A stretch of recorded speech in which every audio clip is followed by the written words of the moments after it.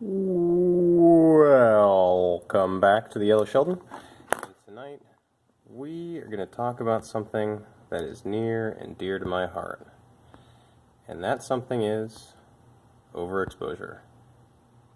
JK.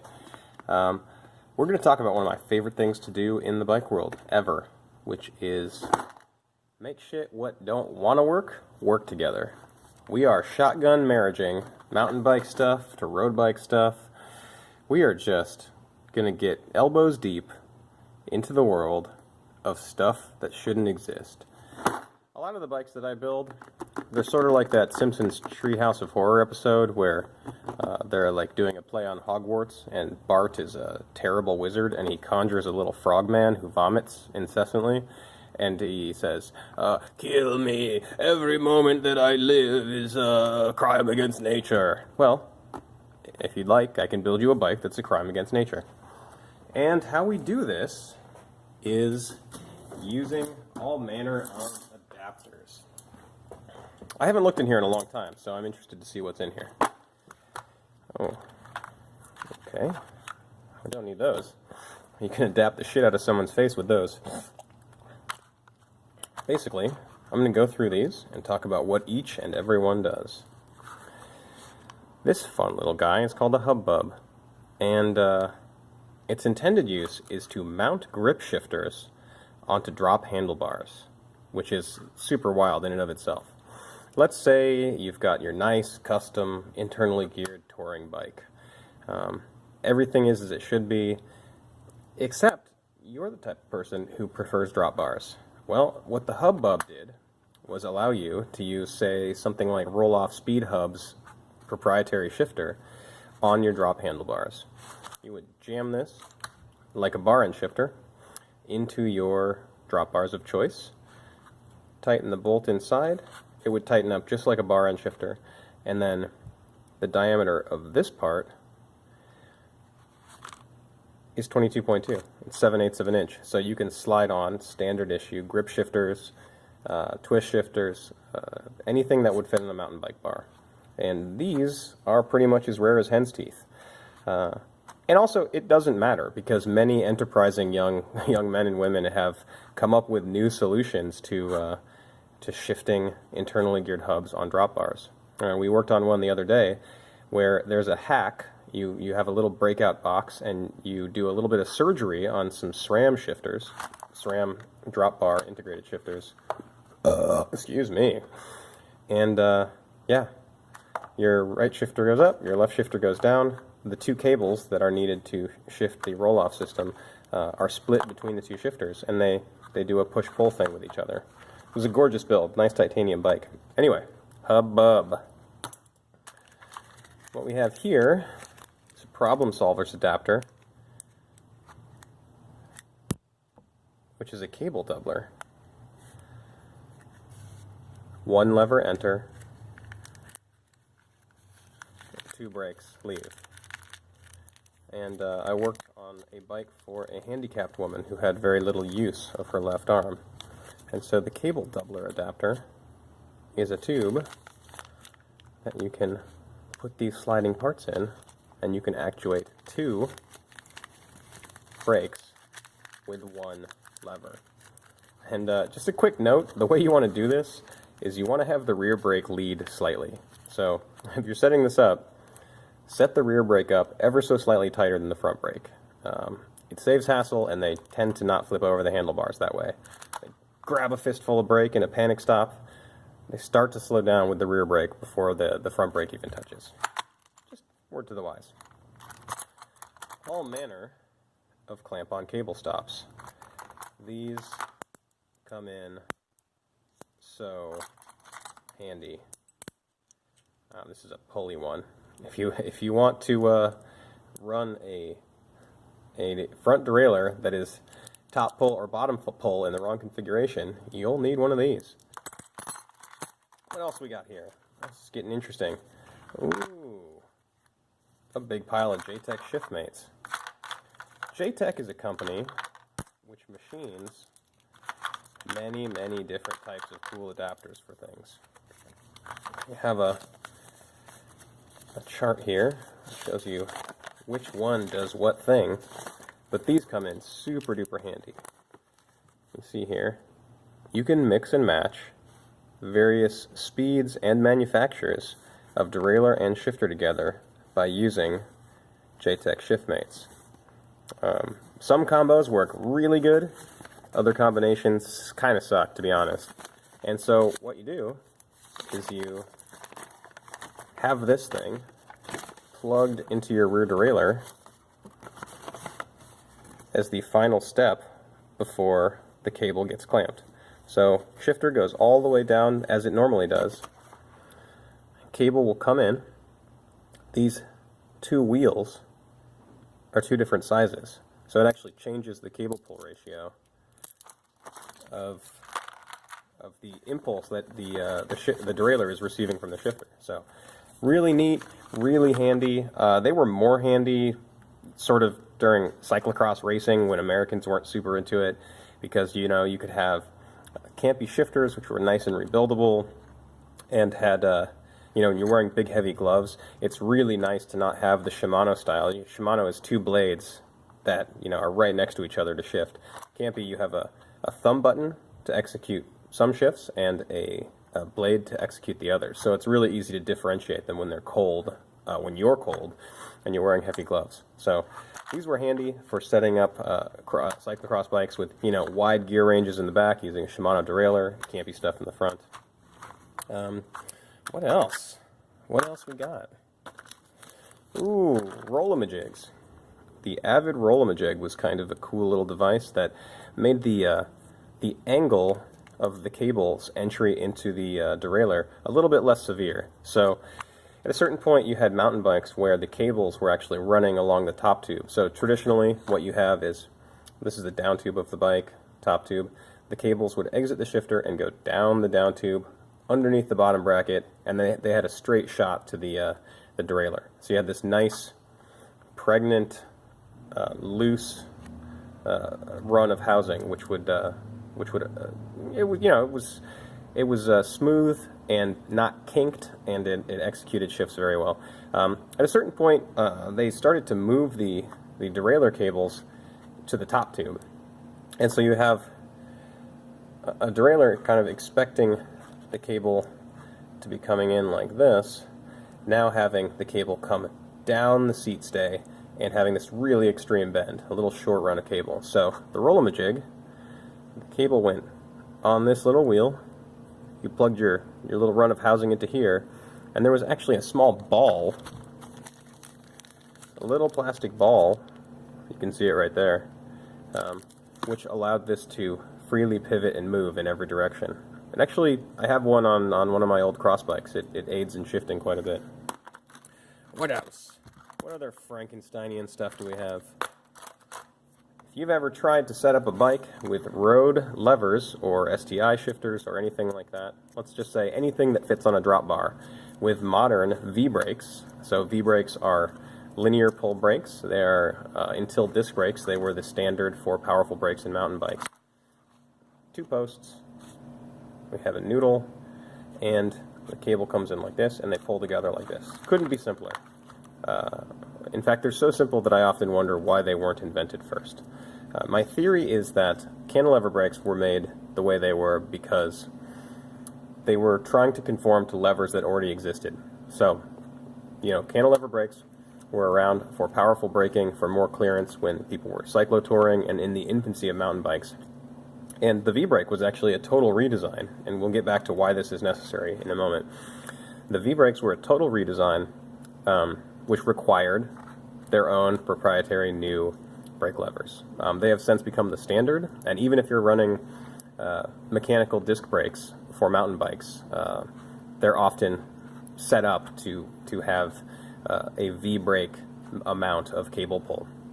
So, lots of times, though, you want to set up your touring bike or cyclocross bike with V-brakes, because let's face it, cantilever brakes really suck.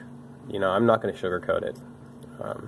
You may be a fan of them. They look really pretty. You might have spent some coin and gotten some Paul cantilever brakes. However, in the dark of night when you're all by yourself, admit to yourself that cantilever brakes kind of suck. V-brakes, on the other hand, are quite powerful, less liable to chatter or squeal, and all around much more easy to work with, especially because their brake pads tend to be actually adjustable with an Allen wrench and not with the typical 10mm bolt and prayer method for traditional cantilever bolts. So what you have is on a normal, I'm going to move the camera for a second, don't hate me.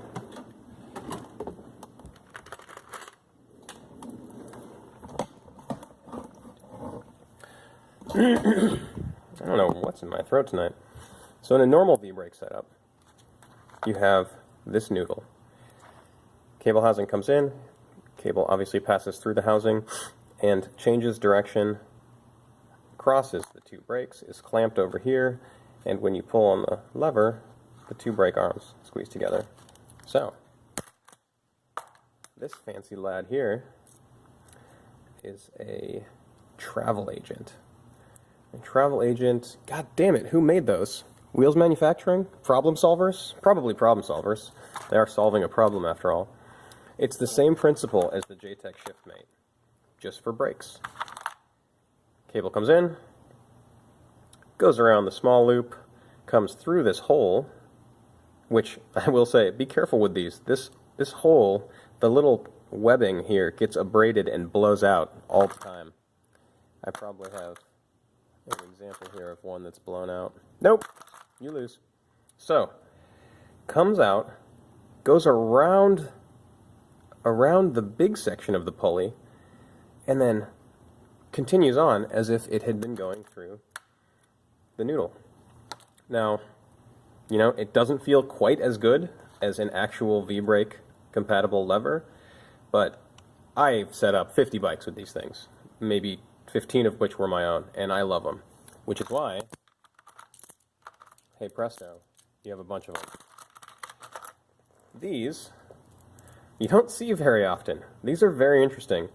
These are actually travel agents for mechanical disc brakes. So let's say you had a bike that, an old mountain bike that could take either cantilever / V-brake style brakes or disc brakes. Well, if you want to use mechanical ones and you don't want to spring for the hydraulic stuff, what you would do is you would bolt this guy onto either the fork or the seat stays of your bicycle. It would bolt right on through this hole, and then it would do the exact same thing as the V-brake adapter, the other Rollin Jig. I've never used one. I've never ever used one of these. But, you know, the other one works so well, I'm assuming this works really well as well. I have a pair of those. There is another V-brake adapter. I have no idea who manufactured them, and they're very strange because what they do is they actually bolt on in the exact opposite configuration of the travel agent. So travel agent comes in, it's stopped on the V-brake, and it bolts, the cable bolts in the normal position. These guys, you actually take the bolt that would be clamping the cable out, all the way out. You, maybe it's here. Yeah, it's probably here. You bolt this thing where you would normally clamp the cable, and then this special NARP here, so the cable's coming in to the wrong side, going around the pulley, and this NARP is sitting in the hole that would normally be occupied by a noodle or a travel agent. Never use these. Someday they'll come in handy. They're very crude. They're sort of homemade looking. However, I mean, I've got half a dozen of them. Moving on. These, I can't get a clear story on, but they've come through the shop enough that I started a little collection of them. I believe these were made by R&E Cycles, the custom frame builder and bike shop a little bit north of here. Now, from what I understand, they are a method of putting a triple on a set of Shimano shifters that would otherwise require that you only have 2 gears. So what you have is this sits. Ah, Jesus, so unprofessional, John.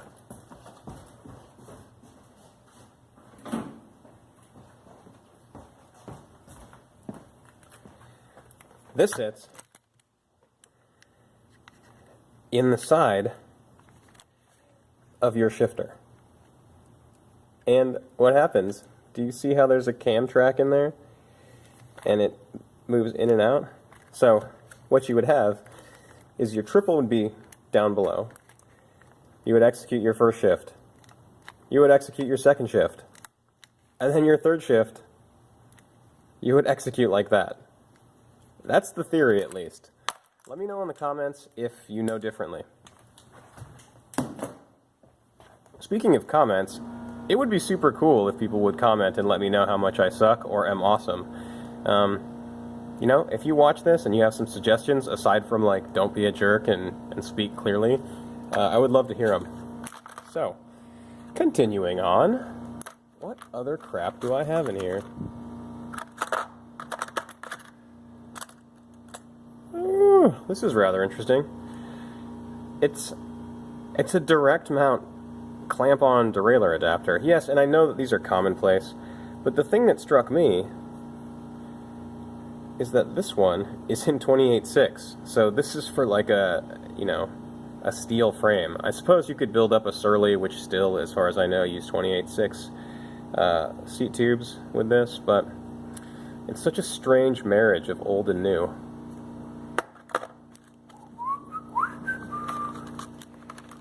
What other monstrosities?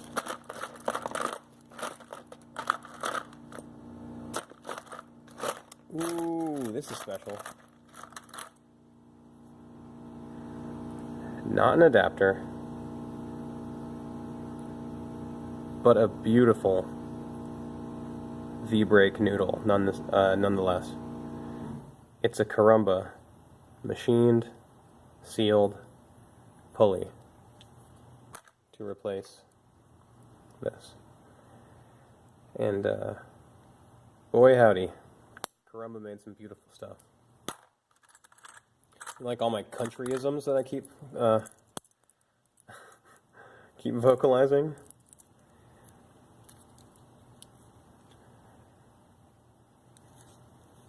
This isn't really an adapter so much as Easton's attempt to make a threadless system be tensionable. Don't recommend it. I'm not even going to describe it. As you may have guessed, I'm utterly exhausted, so I'll finish this up with the last thing, one of my favorite all-time adapters. Mostly because of how impractical it is. It's really cool and really well made.